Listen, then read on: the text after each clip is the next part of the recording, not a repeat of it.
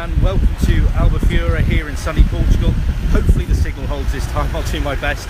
We're live here discussing Rovers' match last night against Hull City, which in truth they were really unfortunate to lose 2-1.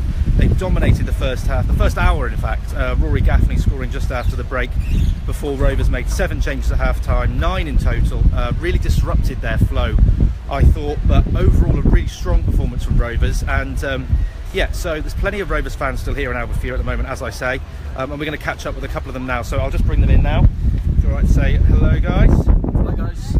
So just going to sort of find out first of all, how do you think the game went last night? You were there. Very good. Now, like you said, Jack, the first half was a very good, very strong performance. Second half, 7 changes, gets a bit restless, doesn't it? And like Daryl said after the game, I'm glad there were no injuries, and things look very promising, especially when we compare it to the pre-season game at Sabadell last season. I think we looked a lot better and a lot more confident for the coming season. Absolutely, and generally over the summer, obviously Rovers have made a few signings now. How do you think those signings really are going to look this season? Daryl's a great one with the signings. I think he's looking for a certain personality as well as talent, and you can see that in the atmosphere within the squad and on the pitch itself. Everyone's giving their all for each other, and there's no big time Charlies in our team. It's a good collective, and very confident for the coming season. Brilliant. And obviously we've had a little bit of Rovers news in the last 10 minutes or so. Tom Broadbent, the trialist, has signed on a permanent deal. Pleased with that? I think Tom looks a very good signing. He looked very solid yesterday evening. In Dutch they'd say het is een beest, which means he's a killer. And you said you've given us a little bit of Dutch there as well, so you remember the Dutch gas. Can you sort of explain why you're over here and what that's all about as well? Well, that's right. I've come over with Lynn, the wife, this time. But the Dutch gas is a group of about 20 Rover supporters. The unique thing is that I'm the only Englishman in the group. All the rest are Dutchmen who've been infected by the gas virus. And the youngest son is also very, very busy encouraging people to join up. And we have great fun. And five of us are coming over for the Charlton game. And up the gas is a very common phrase in Holland these days.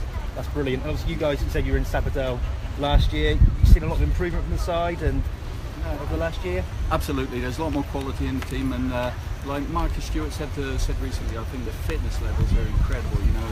The way we saw Daniel Ledbetter up and down the line again in that heat yesterday, I thought it was amazing. The fitness levels are great, and I must admit I'm very pleased that Daryl decided to beat me out yesterday and leave it to the players who were up to it.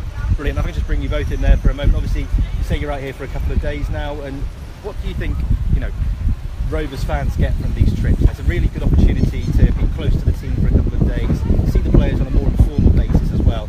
How much do you enjoy it, and how much do you see other fans enjoying it? Would you like to say something? I think it's great to see how close the fans are. I suppose everyone is into the spirit, and it's really good. Nice to see the team as well, whenever they have the opportunity to say hello and put some hands.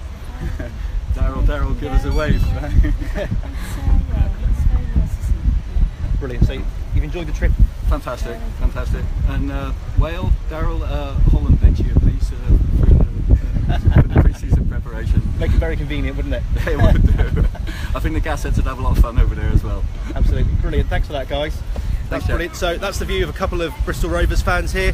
So, as I say, it was a 2-1 defeat last night for Rovers, but really the pre-season fitness is invaluable. To come out here and train in this weather is going to do them the world of good over the course of the season, and the result was no reflection on their performance last night. Next up for Rovers, they have a practice match tomorrow, but their first match back in the UK is on Saturday at Forest Green Rovers. That's a 3 o'clock kickoff. I'll be there for that one, and you can catch it all on the Bristol Post. In the meantime, I'll be doing a web chat as well at lunchtime tomorrow, so keep an eye out for that one and get your questions in as well. So that's it for now, and thank you, and catch you later.